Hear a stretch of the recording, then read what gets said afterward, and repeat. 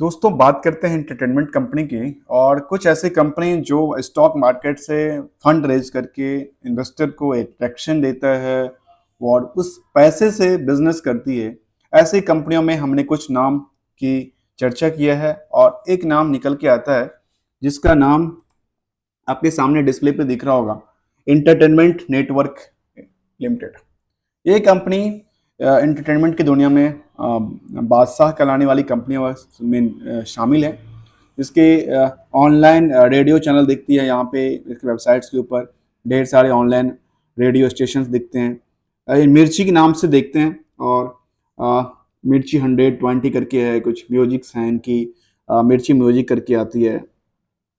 We proud to be the satisfied, ऐसे कुछ information, गाना.com ऐसा इसकी वेबसाइट्स हैं।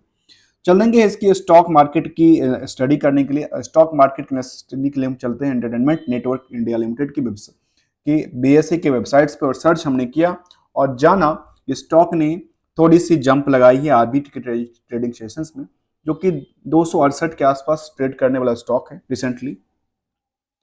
अभी हम बात करेंगे इसकी 52 हाई की, तो वो 357 रुपए की 52 हाई की बात कर रहे हैं। यदि 52 वीक का लो की बात करें तो 114 रुपए का लो है।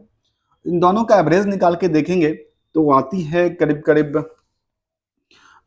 470 के आसपास, और 60 का डिवाइड करके 2 करेंगे तो देखिए कितना का रेंज निकल के आता है। तो आसपास ये देखते हैं, मुझे लगता है ये जो ब्रेक इवन पॉइंट है इसका, उससे नीचे की तरफ मूवमेंट कर रही है स्टॉक, यहाँ से एवरेज प्राइस से देखने में लगती है। अब चलते हैं इस स्टॉक के ऊपर जो हमने मीडिया एंड इंटरटेनमेंट सेक्टर से लिया है कंपनी। एक दिन का चार्ट पता है, हम 5 दिन के चार्ट में चलते हैं। 5 दिन के चार्ट में कंपनी ने अच्छी खासी रैली दिखाई थी, लेकिन बाद में एक गिरावट देखने को मिल रही है थोड़ी सी। ये गिरावट का मतलब प्रॉफिट बुकिंग होता है। अब यहाँ पे 1 महीने के चार्ट में अच्छी खासी रैली थी, लेकिन बाद में अभी रिसेंटली कुछ पीरियड से इसमें गिरावट ही गिरावट देखने को लग रही है। 3 महीने के चार्ट में रैली चल रही थी और इस रैली के दौरान इस स्टॉक ने अच्छी खासी जंप लगाया। 52 हाई को इसने रिसेंटली मुझे लगता है ब्रेकआउट किया होगा, हो सकता है। हाँ, इसी पीरियड में इसने रिसेंटली ब्रेकआउट किया होगा, जो कि 300 के आसपास का अमाउंट दिखती है। 1 साल की डेटा की बात करें तो 1 साल में देखेंगे तो ये स्टॉक ने यहीं पे इसने ब्रेकआउट किया, 347-47 के आसपास इसने ब्रेकआउट किया होगा, अभी रिसेंटली किया है। इसके बाद अक्सर होता है प्रॉफिट बुकिंग होता है, लेकिन 1 साल के चार्ट ऐसा दिखता है जो करीब करीब 80 डिग्री का ग्राफ तैयार करके रखा हुआ है चार्ट ने। और हम बातें करेंगे फंडामेंटल्स की। फंडामेंटल दोस्तों बता दूं, ये कोई रिकमेंडेशन वाला वीडियो नहीं है, ये कंप्लीटली एजुकेशन वीडियो है, कोई बाय और सेल का कोई रिकमेंडेशन नहीं होता। अब ये मुझे कई बार अचंभित करता है, जो जीएसटी का ऑर्डर आता है और जीएसटी के ऑर्डर के बाद इसके ऊपर 4 लाख का पेनल्टी लगता है, उसके बाद स्टॉक भाग रहा है। ऐसा क्या कयामत है जो कोई अथॉरिटी इसको पेनल्टी लगा रहा है? पेनल्टी क्यों लगा रहा है? क्योंकि कंप्लायंस इसकी करेक्ट नहीं थी। लेकिन तब भी स्टॉक मार्केट में जो इन्वेस्टर का मूड है वो आगे की तरफ मूवमेंट कर रहा है। बिकवाली, हाँ बिकवाली है, थोड़ी सी हल्की हल्की फुल्की है, लेकिन उतनी ज़्यादा नहीं है जितना कि रिएक्शन होना चाहिए। दोस्तों मैं किसी पर्टिकुलर चीज़ के लिए नहीं कह रहा हूँ, एक लॉजिक से बातें कह रहा हूँ। यदि मार्केट में कुछ ऐसे न्यूज़ें हैं उसके बाद भी स्टॉक्स की रेंज इंक्रीज करती जाती है। कई बार ऐसा होता है जो मार्केट में निगेटिव पॉजिटिव न्यूज़ के बाद भी मार्केट उसका रिएक्शन नीचे की मूवमेंट में करती है, तो मैं उसके बात नहीं कह रहा हूँ। अभी इस स्टॉक की बात कर रहे हैं। इस स्टॉक में जो कॉर्पोरेट एक्शंस हैं, कॉर्पोरेट एक्शन के अकॉर्डिंग हम चेक करना चाहें क्या कहती है स्टॉक की परफॉर्मेंस, जो कि मैनेजमेंट की परफॉर्मेंस होती है। हम ये बिल्कुल चेक करते हैं किसी भी कंपनी का जो मैनेजमेंट का परफॉर्मेंस किस लेवल पे है। तो यहाँ पे मैनेजमेंट का कुछ भी नहीं है, 1 रुपये का डिविडेंड देता है, कुछ भी नहीं देगा। ये 200 रुपये का स्टॉक्स है, 1 रुपये का डिविडेंड देता है, कुछ भी नहीं देने वाला स्टॉक्स लगता है। अब रिजल्ट की पार्ट में बात करेंगे तो रिजल्ट के पार्ट में कंपनी में जो रिवेन्यू का मॉडल रहा है वो 50-55 मिलियंस का इंक्रीज किया है रिवेन्यू का, जिसकी वजह से नेट प्रॉफिट जो है वो कई गुना बढ़ गया। वो अ, यदि कंपेयर करके देखें तो यदि रिवेन्यू का मॉडल पे इसमें 3% के आसपास की आ रही है नेट प्रॉफिट इन तक पिछले क्वार्टर में, तो करंट क्वार्टर में इसका प्रॉफिट का पार्ट हो जाता है काफ़ी गुना। इसमें करीब करीब 18 9 27 करीब करीब वो 17.5% के आसपास, 16-17% के आसपास की जंप दिखती है। यहाँ पे 3% की प्रॉफिट मार्जिन थी और यहाँ पे 17% की प्रॉफिट मार्जिन हो जाती है। ऑपरेटिंग प्रॉफिट भी देखेंगे तो ऑपरेटिंग प्रॉफिट में उतना ज़्यादा फर्क नहीं पड़ा जितना कि फर्क होना चाहिए, लेकिन वो भी परसेंटेज चेंज है। अब बातें करते हैं शेयर होल्डिंग पैटर्न की। शेयर होल्डिंग पैटर्न में करीब 71% प्रमोटर के पास है और जो पब्लिक है उसके पास 28% की होल्डिंग है। 28% की होल्डिंग पब्लिक के पास है।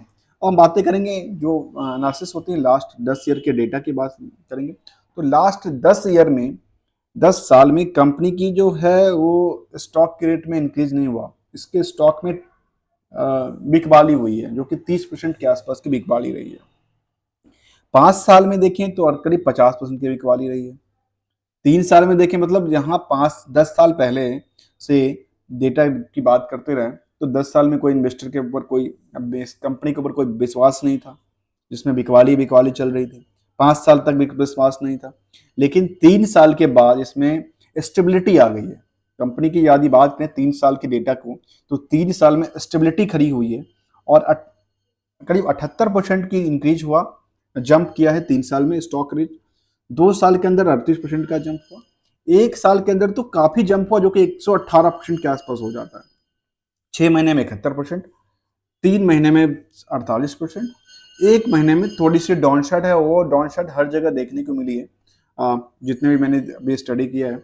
2 सप्ताह में करीब 2.5% के आसपास गिरावट और 1 सप्ताह में करीब 3% की गिरावट देखने को मिली है। लेकिन ये ओवरऑल देखें तो 1 साल में दौरान कंपनी ने जो परफॉर्मेंस किया है वो काफ़ी बेहतर किया है, जबकि सेंसेक्स भी करीब 27% आसपास जंप किया है और जो पीयर्स कंपनी का इंडेक्सेशन है वो भी करीब 63% जंप किया है। इसके अकॉर्डिंग इसने परफॉर्मेंस काफ़ी हद तक अच्छा किया है।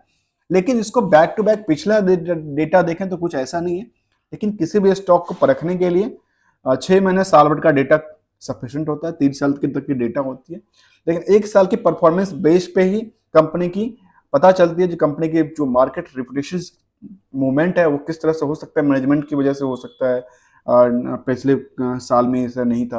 अब बातें करेंगे हम फंडामेंटल्स में, जो बातें कर रहे थे इंटरटेनमेंट नेटवर्क लिमिटेड की, जिसकी आपने वेबसाइट देखा होगा। इसके ऊपर हमने ढेर सारा इसकी सर्विसेज हैं जो मार्केट में अपनी सेल आउट करती है इंटरटेनमेंट के थ्रू।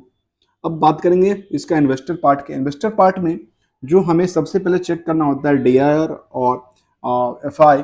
तो इस कंपनी में FI ने थोड़ी पोजीशन बना के रखी है, जो कि पिछले पीरियड से थोड़ा सा कई बार बेच भी दिया है, कई बार खरीदा भी है। तो अभी सितंबर और दिसंबर में थोड़ा सा 0.1% का इंक्रीज किया है अपनी पोजीशंस को।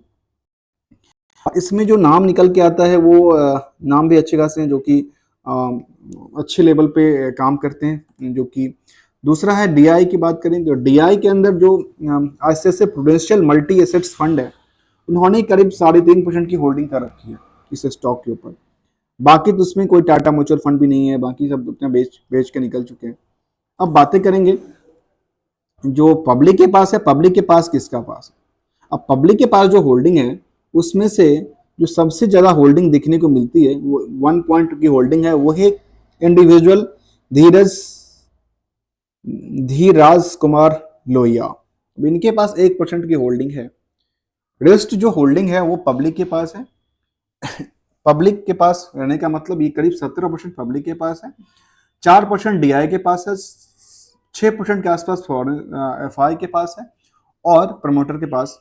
अब यहाँ पे जो प्रमोटर के पास की होल्डिंग है उसमें कोई चेंज नहीं है, लेकिन DI और FI, जो DI है और FI है, इसमें DI ने बिकवाली किया था पिछले पीरियड से और FI ने भी उसमें थोड़ा सा पोजीशन हल्का बनाया, लेकिन जो पोजीशन पब्लिक के पास था उसमें इंक्रीज हो गया, क्योंकि DI ने जब बेचा तो पब्लिक के पास गया। हो सकता है कभी फिर DI को ऐसा लगे तो वो DI दोबारा इसमें परचेज कर सकती है, बाय कर सकती है।